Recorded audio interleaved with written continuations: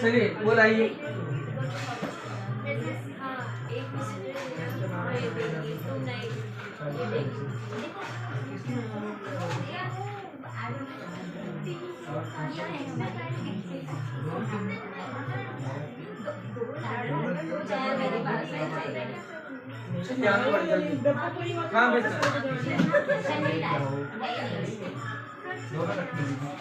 Indian environment अपन ने बात कर ली थी।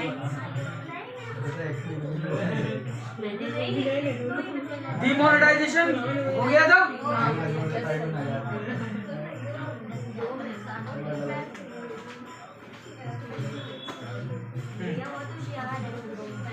1991 की जो इकोनॉमिक पॉलिसी चेंजेस थे, 1991 में गवर्नमेंट ने जो मेजर इकोनॉमिक चेंजेस किए थे उसमें पहला क्या था? Liberalisation. What is liberalisation? Government का रूल होता है ना। हाँ, क्या होता है? लिबरलाइजेशन वर्ड का मतलब क्या? लिबरल होने का मतलब क्या होता है? लिबरल होने का मतलब नहीं मालूम? आसान होना ना ना।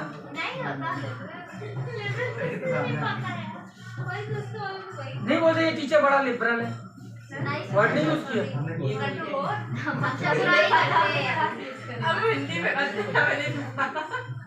लिबरल होने का मतलब होता है आसान।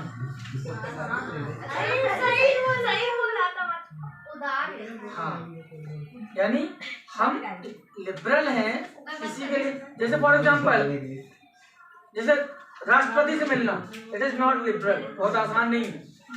बट अगर ऐसा राष्ट्रपति है जिससे कोई भी आसानी से मिल सकता है, ऐसे रूल्स बना दिए गए कि कोई भी एक सिंपल स्टेप फॉलो करे राष्ट्रपति से मिल ले, तो इट इज कॉल्ड लिबरलाइजेशन। जो प्रोसेस हुई वो लिबरलाइजेशन है। तो इकोनॉमिक पॉलिसी में क्या लिबरलाइजेशन हुआ? पहले इंडियन गवर्नमेंट में या इंडिया में इन्वेस्टमेंट करने के लिए there are thousands of rules. बहुत सारे स्टेप से पार करके आपको कोई फैक्ट्री लगाने की परमिशन मिलती थी। 1991 में गवर्नमेंट ने क्या किया? उन पॉलिसीज को, उन रूल्स में बहुत सारे ऐसे रूल्स थे जिनकी नीड नहीं थी। जैसे एग्जांपल कि मान लो मेरे को एक रूल है इंडिया में कि आपको अगर फैक्ट्री लगानी है तो जो है फॉरेस्ट डिपार्टमेंट से परमिशन लेनी हो। एक रूल है, मान लो फॉरेस्ट डिपार्टमेंट से परमिशन लेनी है। फॉरेस्ट मतलब जंगल वाले डिपार्टमेंट। अब एक चीज बताओ, मैं ऐसी जगह प्लांट लगा रहा हूँ जहाँ जंगल है नहीं, मैंने बंजर जमीन में, तो भी मैं कहाँ जा रहा हूँ परमिशन लेने? अब वहां परमिशन लगी तो क्यों? रूल में लिखा है तुमको 35 जगह से परमिशन लेनी है। It will create the problem. तो गवर्नमेंट ने क्या किया? उन सारी पॉलिसीज को जो पहले बनी थी उस समय के हिसाब से जरूरी थी, बट करंट सिचुएशन के हिसाब से इट इज नॉट नेसेसरी, तो उन परमिशंस को या उन रेगुलेशंस को गवर्नमेंट ने धीरे धीरे क्या किया? खत्म कर दिया। जैसे बैन था, मैं आपको एक सिंपल बताऊं, इंश्योरेंस में एक ही कंपनी थी, यानी अगर किसी को बीमा कराना हो तो मरता क्या ना करता नहीं जाए, यानी इसमें क्या हो गया था? मोनोपोली, एक ही कंपनी है। गवर्नमेंट ने क्या किया? लिबरलाइजेशन किया, तब जाकर प्राइवेट कंपनियों ने अपने अपने ऑफिसेस खोलना शुरू किया। Tata AIG, Bajaj Finserv, Bajaj finance, Bajaj insurance, ये सब क्या हुआ? लिबरलाइजेशन का खेल था। टाटा AIG, बहुत सारी, मुथूट फाइनेंस,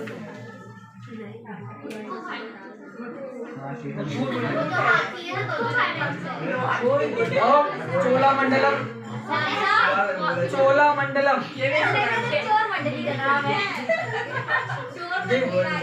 जैसे बैंक केवल गवर्नमेंट के रजिस्टर्ड बैंक थे एक समय था, जैसे Allahabad Bank, Punjab National Bank, State Bank, only government bank are there. Government ने क्या किया? लिबरलाइजेशन किया, तो प्राइवेट बैंकों का डोर ओपन हुआ। अभी इंडिया में एक रूल है समझना, इंडिया में केवल इंडिया का बंदा ही एजुकेशन सेक्टर में इन्वेस्टमेंट कर सकता है, ये रूल था। यानी अगर मुझे कॉलेज खोलना है और मैं इंडियन नहीं हूँ तो इंडिया का कॉलेज में नहीं खोल सकता था। बट लिबरलाइजेशन के बाद फॉरेन यूनिवर्सिटीज के कैंपस इंडिया में खुलना शुरू हो गए। अब 400 प्राइवेट यूनिवर्सिटी इंडिया में आ रही है। This is called liberalization. Simple single line में बोले तो liberalization means where the company sort out the या solve the problem of legal problem of the company. उन्होंने कंपनी का रूल्स रेगुलेशन मेथड को क्या कर दिया, आसान कर दिया। इसका एडवांटेज सबसे बड़ा क्या हुआ, फॉरेन इन्वेस्टमेंट बढ़ा। फॉरेन इन्वेस्टमेंट बढ़ने की वजह से नया नया इंडस्ट्रियलाइजेशन हुआ। इंडस्ट्रियलाइजेशन से प्रोडक्शन बढ़ा, प्रोडक्ट के रेट कम हुए, कंपटीशन हाई हुआ, इंडिया का एक्सपोर्ट टर्नओवर बढ़ा, क्योंकि फॉरेन कंपनी आके इन्वेस्ट कर रही, प्रोडक्ट बना के तो कहाँ बेची, इंडिया में, और एक्सपोर्ट कर रही। Liberalization means where the company sort out the problems regarding the rules and regulation of opening any industry, या सिंपल वर्ड में रूल्स रेगुलेशन को इजी करना।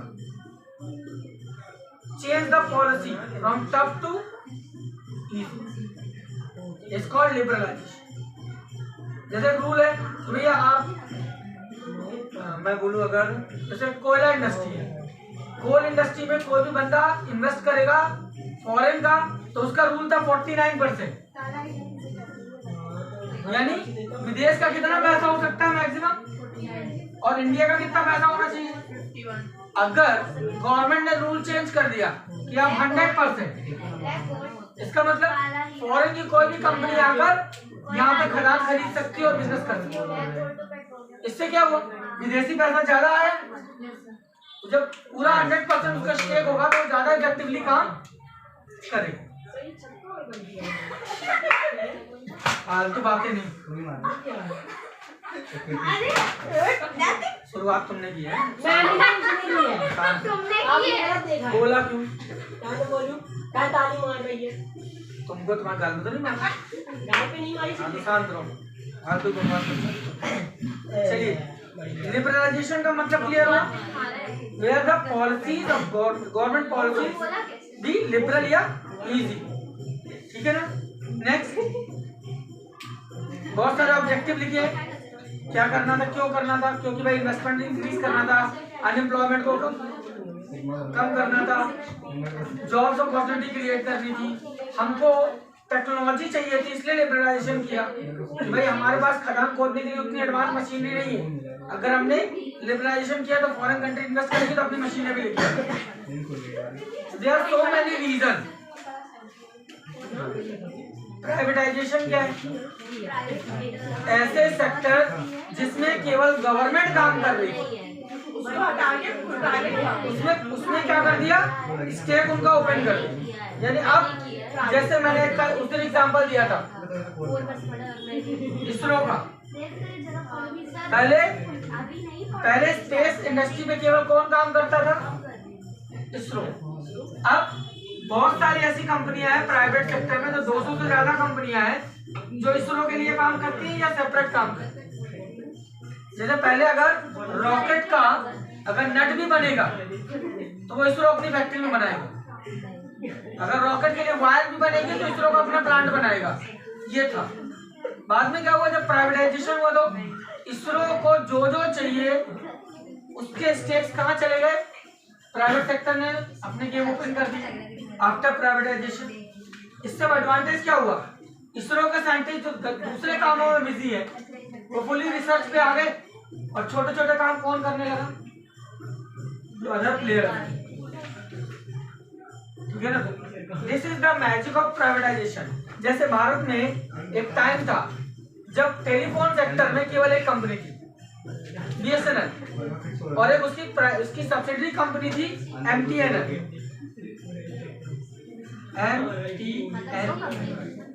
महानगर टेलीकॉम लिमिटेड, यानी ये केवल मेट्रो में चलती है।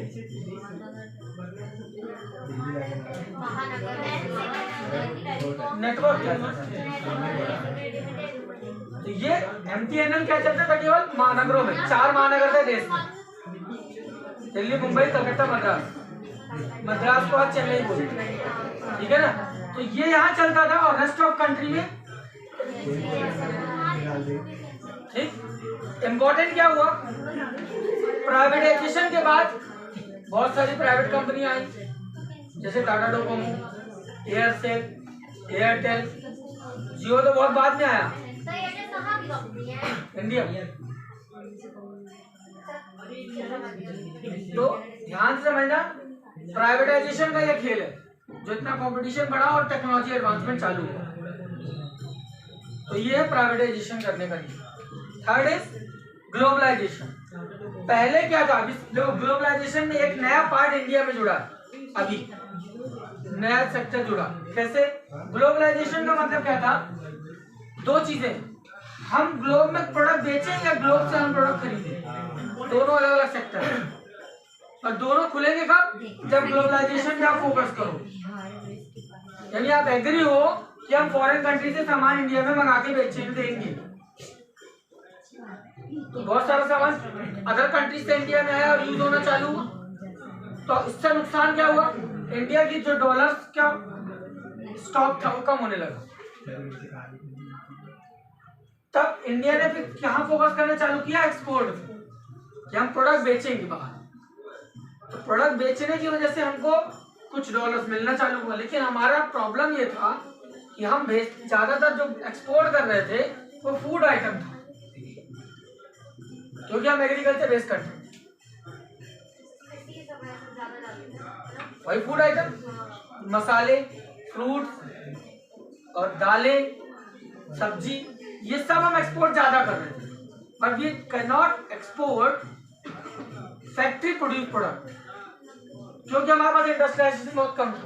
तो जब प्राइवेटाइजेशन आया, लिबरलाइजेशन हुआ, फॉरेन इन्वेस्टमेंट बढ़ा, इंडस्ट्रियां बढ़ी, तो पहले 20 साल 15 साल उन इंडस्ट्रियों को डेवलप होते होते लगा, और सबसे बड़ी जरूरत क्या थी, वो इंडस्ट्री इंडिया की जरूरत को ही तो पहले पूरा कर ले। जब वो इतना प्रोडक्शन करने लगी कि इंडिया की नीड फुलफिल हो रही थी, एक्सेस प्रोडक्शन होने लगा, तब गवर्नमेंट का फोकस कहाँ गया, एक्सपोर्ट, कि हम एक्सपोर्ट क्वालिटी गुड्स बनाएं। जस्ट इमेजिन, एक सिंपल सी बात सोचो, अब उनको गणेश जी भी चाहिए हो रहा है, तो वो भी आज चाइना से बन के आ रहा था। उनको कैसे मालूम गणेश जी की शक्ल ये, तो गूगल अभी का जमाना है। रीजन बता रहा हूँ, समझना बात को। वहां के स्कॉलर, वहां के स्टूडेंट इंडिया आते थे इंडियन कल्चर में PhD करने। This is how much big game is there. China fund कर रहा है, वहां के 2000-5000 लोग इंडिया आ रहे हैं, यहाँ की यूनिवर्सिटी में एडमिशन ले रहे हैं, they are studying the Indian culture, क्योंकि उनको मालूम है किसी भी कंट्री के कल्चर में सबसे बड़ा बिजनेस छिपा होता है। समझ रहे हो बात? तो वो यहाँ से स्टडी करके जाते थे, वो स्टडी रिपोर्ट वहां लेके जाते थे, और वो रिपोर्ट इंडस्ट्रिया यूज करते थे, वहां से प्रोडक्ट बना के यहाँ भेजते। अब यही स्ट्रेटेजी इंडिया ने यूज करना चालू किया, लेकिन दूसरे वे में।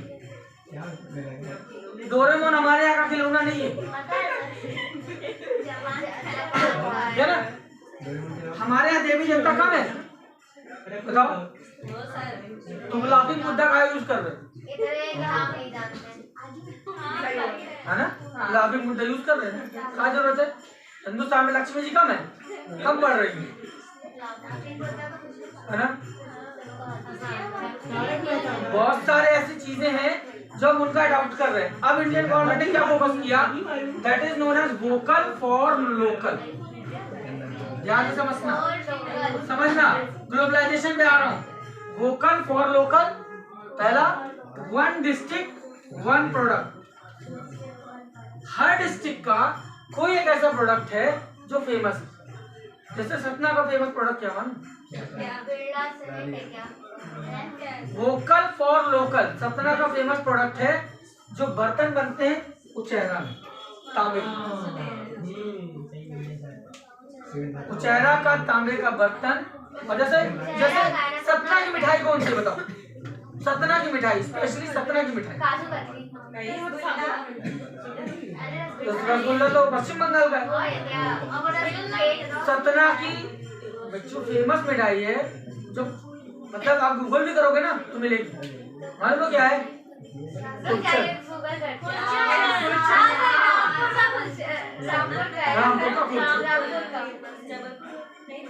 गवर्नमेंट ने क्या फोकस किया समझना बात को। जैसे बनारस के क्या फेमस है? बनारस का वो प्रोडक्ट जो वर्ल्ड फेमस, बनारसी साड़ी। समझना गवर्नमेंट का फोकस कैसे किया? ग्लोबलाइजेशन पे। गवर्नमेंट ने बोला वन डिस्ट्रिक्ट वन प्रोडक्ट पकड़ो, उस प्रोडक्ट की इंडस्ट्री को सपोर्ट करो, उसके प्रोडक्ट को एक्सपोर्ट क्वालिटी का बनाओ।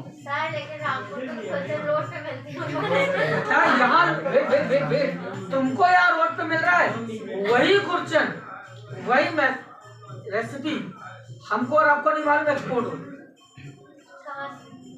यही से कहाँ से सतना से। सतना में कहाँ है उसकी factory?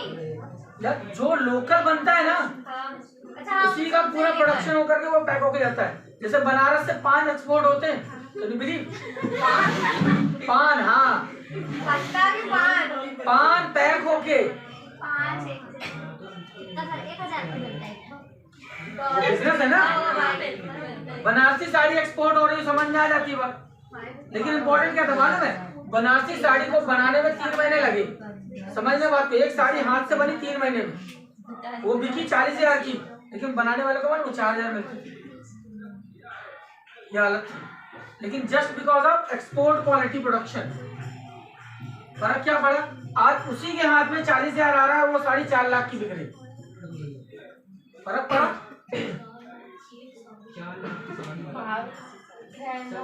This is called globalisation match. तो ये सारा खेल जो है ना, वो जब लिबरलाइजेशन हुआ, प्राइवेटाइजेशन हुआ, ये जो है कोई भी गवर्नमेंट बैठी हो उसका फोकस कंट्री ग्रोथ होता है। हाँ, काम करने की स्पीड कम ज्यादा हो सकती है, that is different part. Next is what is globalization?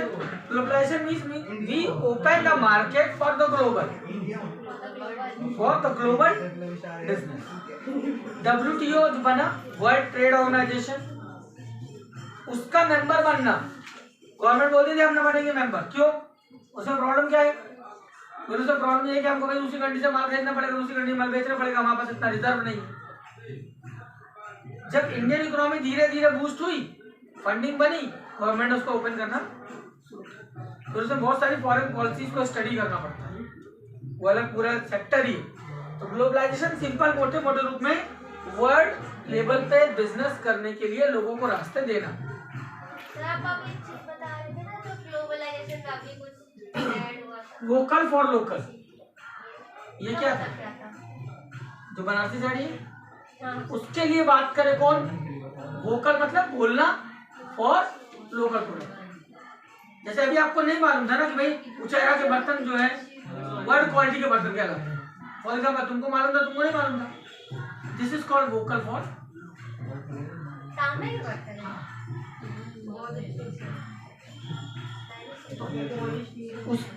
उसको प्रमोट कैसे किया जाए? डेफिनेटली जब वो प्रोडक्ट प्रमोट होगा, जैसे एक आर्ट है कि बर्तन में लोहे की कील से डिजाइन बना के बेचते हैं, बहुत कम ऐसे आर्टिस्ट। बट जब उस आर्ट को G20 समिट हुआ, G20 में रिप्रेजेंट किया ना, तो लाखों रुपए का बिजनेस उसको मिल गया यूएस। सोच के देखो। हाँ, this is called vocal for local. भाई G20 is called group 20, world की टॉप 20 इकोनॉमिक कंट्रियां, जिनकी वर्ल्ड की टॉप 20 इकोनॉमिक कंट्री। तो इसमें क्या होता है, ये लोग बैठ के ग्लोबल इशू को डिस्कस करते हैं, आपस में ट्रेड कैसे बढ़ा सकते हैं ये डिस्कस करते हैं।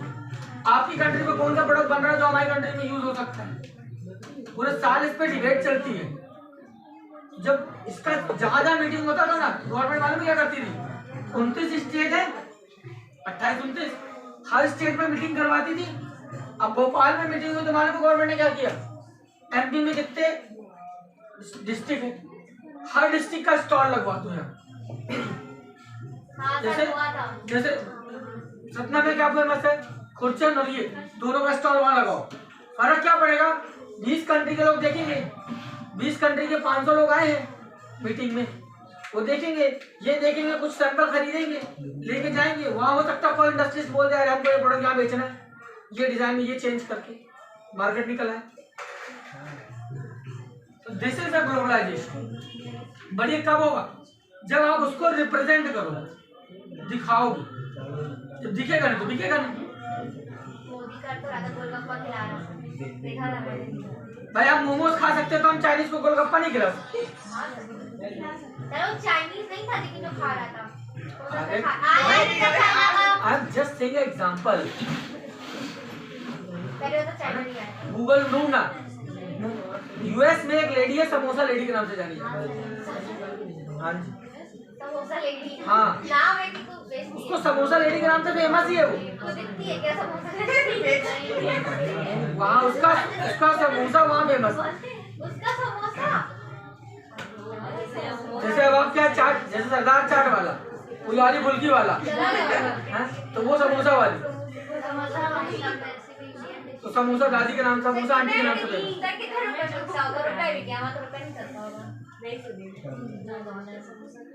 Globalization is clear, where we open the door for trade for all over the world. हमने ग्लोबली ट्रेड ओपन किया। देखो अब main objective of economic reform, जो हमने इकोनॉमिक रिफॉर्म किए, मोटा मोटा क्या लिखा? Privatisation, globalisation, liberalisation. ये मोटा मोटा में आपने डिटेल दिया। किन चीजों में चेंज किया गया? पहला देखो क्या लिखा है? न्यू इंडस्ट्रियल पॉलिसी लाई है। न्यू इंडस्ट्रियल पॉलिसी का मतलब, अगर किसी को परमिशन लेनी है तो ये 100 जगह से नहीं, 30 जगह से ले लो, काम खत्म। ऐसा चेंजेस किए गए। मैं नहीं कहूँगा एग्जैक्ट 100 का 30, बट ऐसे पॉलिसीज बनाई गई जिससे किसी का भी इन्वेस्टमेंट करना आसान हो जाए। सेकंड क्या चेंज किया गया? लाइसेंस फीस को कम किया गया। लाइसेंस फी का फ्री लिखा मतलब ऐसे बहुत सारी चीज जिनकी फीस बंद कर दी। ये सर्टिफिकेट चाहिए ना, कोई फीस नहीं लगेगी, सीधे मिल जाएगा। फिर एंड ऑफ रजिस्ट्रेशन। देखो इंडस्ट्रियल पॉलिसी में सब आ रहा है। एंड ऑफ रजिस्ट्रेशन मतलब शुरू से लेकर अंत तक एक ही प्रोसेस करना पड़ेगा और आपको इजीली रजिस्ट्रेशन मिल जाएगा। Next, establishment for foreign investment promotion board. एक नया बोर्ड बनाया गया जो ये बता जाएगा, वर्ल्ड वाइड घूमेगा और इंडियन इंडस्ट्रियल पॉलिसी को प्रमोट करे कि come and invest in India. आपने देखा होगा बहुत सारी स्टेट जो है समिट करती है, ग्लोबल इन्वेस्टमेंट समिट या मध्य प्रदेश इन्वेस्टमेंट समिट। जैसे एक समिट होती है गुजरात में, वाइब्रेंट गुजरात। ये समिट क्या है? सारी कंट्रीज से लोगों, इंडस्ट्रीज को बुलाया जाता है इनविटेशन देके, कम सी हियर, यहाँ आओ देखो और यहाँ इन्वेस्ट करो। हम आपको ये फैसिलिटीज दे रहे हैं। आपको लैंड चाहिए, हम लैंड प्रोवाइड कर रहे हैं। आपको इन्वेस्टमेंट चाहिए, हम इन्वेस्टमेंट दे रहे हैं। टैक्स रिफॉर्म चाहिए, हम टैक्स रिफॉर्म दे रहे हैं। टैक्स छूट चाहिए, वो हम दे रहे हैं। वाई? बिकॉज आप अगर 500 को, जैसे आपने अगर वो मूवी नहीं देखी है तो मूवी देखना, वो है नरेंद्र मोदी, मूवी का नाम देखिए। उसमें एक बड़ा अच्छा सीन है कि जब टाटा कहाँ थी? पश्चिम बंगाल में, और पश्चिम बंगाल में कुछ डिस्प्यूट हुआ तो मोदी ने केवल क्या किया? एक मैसेज किया, क्या? वेलकम। किसको? टाटा को। सिर्फ क्या किया? वेलकम। गुजरात का सीएम है, उस समय तो गुजरात का सीएम था। वेलकम। टाटा जी वहां आए, 200 करोड़ का इन्वेस्टमेंट किया। खर्चा कितना हुआ मोदी जी का? 1 रुपया।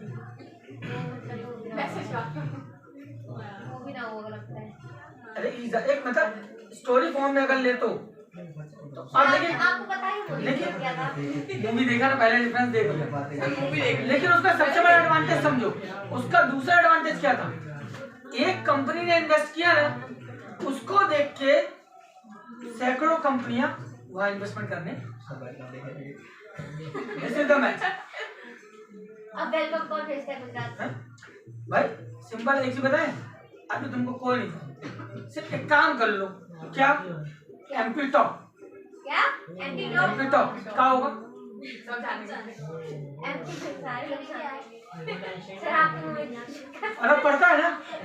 अगर एक एरिया है जहाँ पे कोई 1 रुपया लगाने को तैयार नहीं है और कोई कंपनी आके वहाँ 20,000 करोड़ लगा दे, तो उस एरिया की वैल्यू अपने आप बढ़ जाएगी। एक एग्जांपल और देता हूँ, जस्ट इमेजिन आज से 15 साल पहले ना नजीराबाद में शमशान घाट के उस पर कुछ नहीं था, एक घर नहीं था। कहाँ थे घर? बाईपास के आगे, यानी जहाँ से शमशान नदी चालू होती है। अब शमशान घाट की जहाँ दीवार खत्म होती है उसी के बगल में घर शुरू होता है। तो जब एक आदमी ने हिम्मत की तो दूसरे ने की, फिर तीसरे ने की, पीछे उसने क्या पूरी बस्ती बन गई।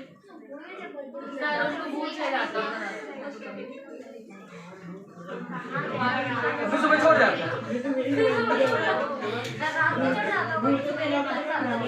चलिए rest of it discuss tomorrow. ये इसमें ये 2 इंपॉर्टेंट वर्ड है, SEZ और FEFA।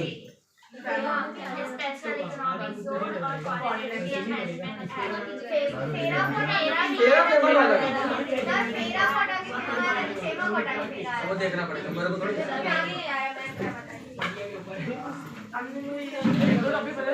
फेरा हुआ था